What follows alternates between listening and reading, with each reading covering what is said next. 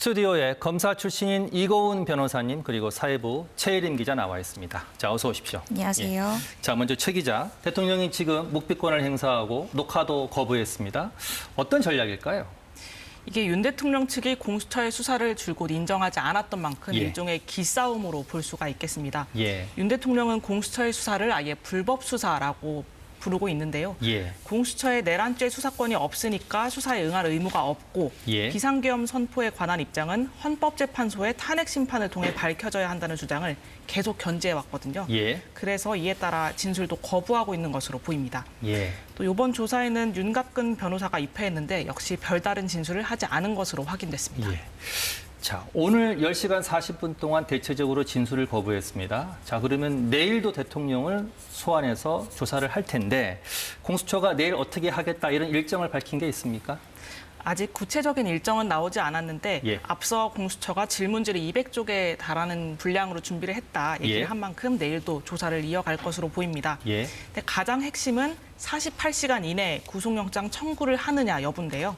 공수처 관계자가 오전 조사를 마친 뒤에 48시간 안에 조사가 이뤄질 것으로 생각한다고 언급하기도 했었습니다. 다만 구속영장을 청구하더라도 서울 서부지법에 청구할지 서울중앙지법에 청구할지는 아직 알 수 없습니다. 공수처는 구속영장은 체포영장을 발부받은 법원에 청구하는 것이 관례라고 설명했습니다. 자, 이고은 변호사님, 지금 궁금한 게 진술 거부권을 계속 행사하면 내일 조사를 해도 답이 나오는 게 없지 않습니까? 이 상황에서 내일 조사를 하지 않고 바로 구속영장을 청구할 가능성 있습니까? 가능성도 있을 것 같습니다. 그리고 내일 오전에 소환한다 하더라도 결국 굉장히 간단한 조사만 하고 저는 이제 구속영장 청구 수준에 들어가지 않을까라는 생각이 드는데요. 왜냐하면 윤석열 대통령은 오늘 그러했듯이 내일도 진술 거부권 행사할 가능성이 굉장히 높습니다. 저는 윤석열 대통령이 지금 진술 거부권 행사한 것이 굉장히 전략적인 행동이라고 생각이 듭니다. 진술 거부권 행사하는 것은 압도적으로 피의자에게 유리합니다. 그 이유는 나의 패는 보여주지 않고 상대의 패를 볼 수 있습니다. 수사기관이 저도 검찰에서 재직하고 검사로서 물을 때 처음에는 피해자의 입장을 먼저 열린 질문으로 듣습니다. 이 부분에 대한 본인의 입장을 쭉 들은 다음에 그 다음부터는 그런데 우리가 참고인 누구를 조사했는데 참고인은 이렇게 진술하는데 왜 당신 말과 다르냐. 그러면 우리가 확보한 계좌영장이나 아니면 통신영장에 따르면 그때 당시에 이렇게까지 통화한 부분이 다 확인이 되는데 어떻게 생각하냐. 이런 식으로 어떤 증거를 가지고 있고 공범들의 진술이 어디까지 확보됐는지 질문을 통해서 확보할 수 있기 때문에 오늘 아마 윤석열 대통령의 변호인 측에서는 질문에 나왔던 것들에 대한 증거의 요지나 참고인 내지는 공범의 진술이 어떻게 파악되고 있는지에 대한 증거관계를 정확히 파악했을 것이다라고 생각이 듭니다. 지금 사실 좀 놀랍고 새로운 사실은 조금 전에 나온 그겁니다. 자, 윤 대통령 측에서 서울중앙지법에 체포 적부 심사를 청구했습니다. 자, 질문 2개 드릴게요. 하나는 왜 중앙지법입니까? 일단 윤석열 대통령이 오늘도 이 체포영장 집행 막바지에 이르러서도 국민들께 보내는 영상, 2분짜리 영상을 보냈습니다. 그 해당 영상 내용에 따르더라도 관할 법원이 적법하지 않다. 불법의 불법을 이렇게 3번이나 불법을 반복했거든요. 서울중앙지방법원에 청구했어야 될 영장을 왜 서울 서부지법에서 발부된 그런 불법한 영장을 또 불법하게 집행했다라는 부분을 문제 제기했기 때문에 이 부분에 대해서는 서울중앙지법에 적법하게 했어야 된다라는 어떤 항변으로도 보여지고요. 또 이게 실질적으로 구속이 될 경우에는 10일은 공수처에서 수사를 하지만 10일은 서울중앙지검에서 수사하게 됩니다. 그렇다라고 한다면 서울중앙지검 소속 검사는 이게 재판 단계로 넘어갔을 때 대응하는 관할 법원의 사무를 할 수 있습니다. 검찰청법 5조에 따르면요. 따라서 서울중앙지법으로 실제로 기소가 이루어질 가능성이 굉장히 높습니다. 그렇게 봤을 때 이후에 본인이 기소될 법원에 본인의 정당성이랄지 이 체포 부분이 굉장히 부적법하다는 것을 선제적으로 호소하고 싶어서 이렇게 한 것이 아닌가라는 생각도 듭니다. 문제는 없습니까? 중앙지법에 지금 체포영장은 서부지법에서 받았는데 중앙지법에 적부 심사를 청구하는 법적으로 문제는 없어요? 사실 저도 이런 경우는 처음 보았습니다. 보통 굉장히 이례적이고 전 처음 보았는데 보통은 영장을 발부한 법원에다가 그 영장의 발부가 부적법하다. 이 부분을 좀 심사해달라고 청구하는 것이 체포 적부심 청구인데 굉장히 다른 법원에 영장을 발부하지 않은 법원에다가 했다는 것이 저도 굉장히 이례적이긴 한데 관련 규정을 보면 관할 법원에 이 체포가의 적부에 대해서 청구할 수 있다라고 되어 있을 뿐 그 영장 영장을 발부한 법원에 하여야 된다라는 또 규정은 없습니다. 예. 그렇지만 아래항으로 내려가 보면 이 체포나 구속의 적부심사를 판단을 할 때는 이 부분에 대해서 영장을 실제로 발부한 법관은 이 적부심사에 참여할 수 없다라고 되어 있습니다. 예. 그거 봤을 때는 영장을 발부한 법원으로도 또 전제하는 것으로도 해석될 수가 있어서 이 부분은 좀 논란의 여지가 있을 것 같고요. 예. 법원에서 어떤 판단을 내리는 좀 지켜봐야 될 것 같습니다. 예. 자, 최 기자. 지금 현직 대통령 신분으로 서울구치소에 구금된 게 헌정사상 처음입니다. 현직 대통령입니다. 지금 경호 문제가 좀 협의가 됐습니까? 이게 아무래도 처음 있는 일이다 보니까 예. 간단한 것조차도 협의가 쉽지가 않았습니다. 예. 근데 어쨌든 영장의 구금 장소를 서울구치소로 적시를 했기 때문에 그대로 예. 이동을 했는데 예. 공수처는 경호처와 예우 수준을 협의하고 있다고 밝혔습니다. 예. 근데 이명박 전 대통령 등의 이전 사례를 보면 예. 독방을 쓰게 될 가능성이 높은데요. 일반 수용자들보다는 좀 더 큰 3평대의 독방을 쓰게 될 것으로 보입니다. 3평 정도? 네. 예. 아, 그렇군요. 근데 이 지금 윤 대통령이 구금된 서울구치소가 이전에는 뭐 대통령 또 재벌들이 구금된 적이 있던 곳이죠? 예. 네, 서울구치소가 예전부터 정치인이나 고위 관료 또 재벌 기업인이 주로 구금되는 곳으로 알려져 있습니다. 예. 예전에 이재용 삼성전자 부회장이 2021년에 부당합병 의혹으로 수사를 받으면서 구금된 적이 있었고요. 예. 박근혜 전 대통령은 2017년 구속되면서 서울구치소 독방 생활을 했습니다. 예. 과거에는 대검찰청 중앙수사부나 서울중앙지검 특별수사부가 수사한 인사들이 거쳐가던 것이 그대로 이어진 건데 예. 지금은 조국혁신당의 조국 전 대표가 구금돼 있습니다. 지금 화면에 서울구치소로 이동하는 윤 대통령의 차량과 모습이 계속 나오고 있는데요.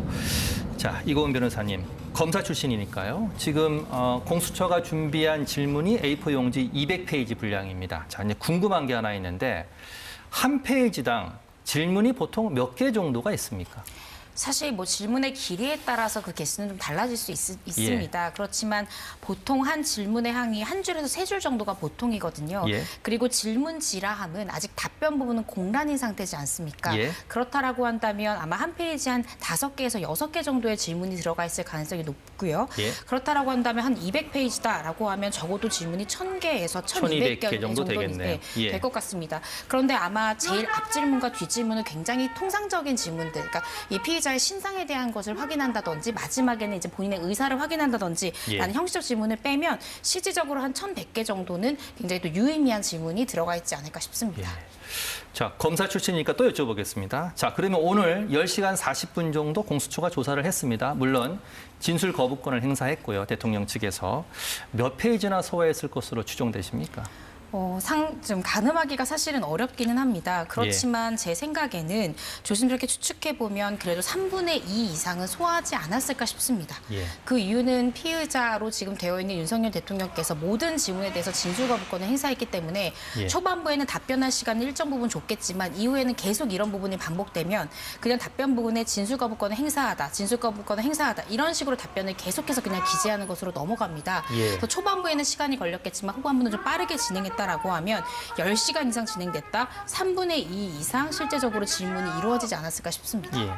공수처한테 주어진 시간이 모레 오전 10시 33분입니다. 지금 대체적인 관측은 내일 한 차례 더 소환해서 조사를 한 뒤에 내일 구속영장 청구를 할 것이다 라고 지금 예측이 되고 있는데 어떻게 보십니까? 그러니까 17일 오전 10시 33분까지가 이제 시한입니다. 예.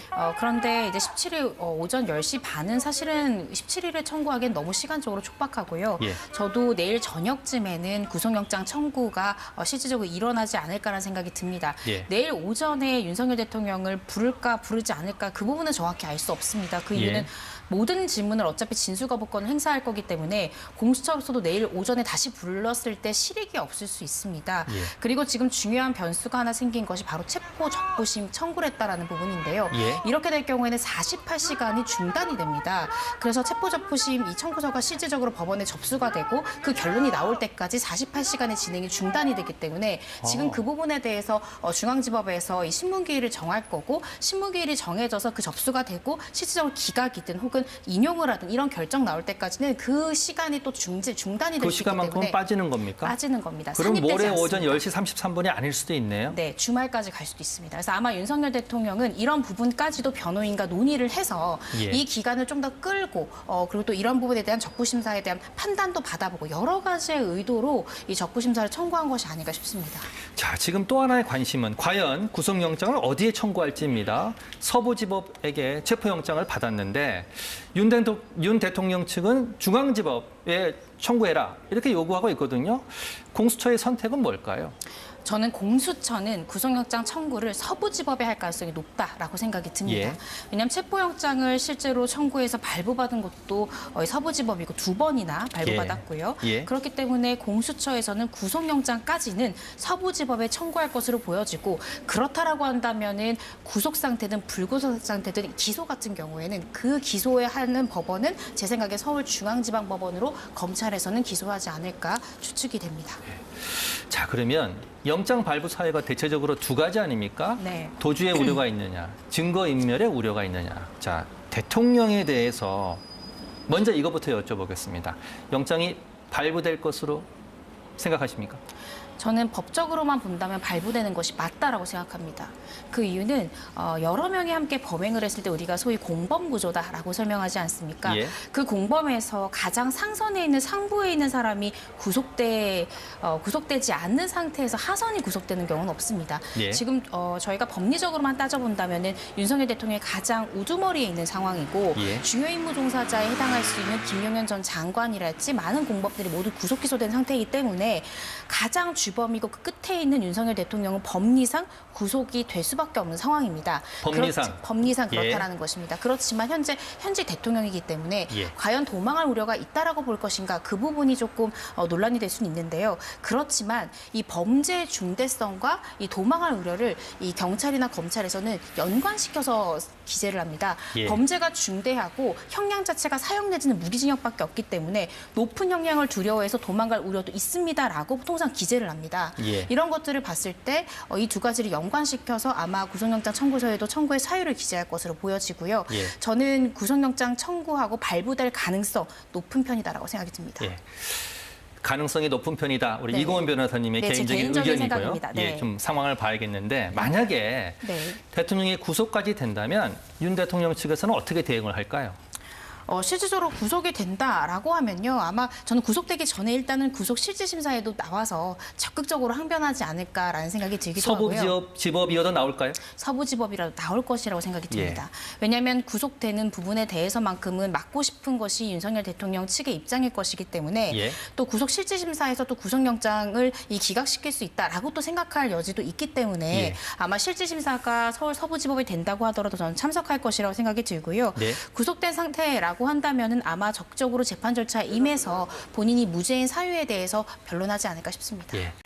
자, 구속될 경우를 물어봤으니까 자, 구속영장이 기각될 이유도 질문도 해드려야 될 것 같은데 만약에 윤 대통령에 대한 구속영장이 기각이 되면 자, 즉시 석방이 되는데 이 경우에 어떤 후폭풍이 예상이 되십니까?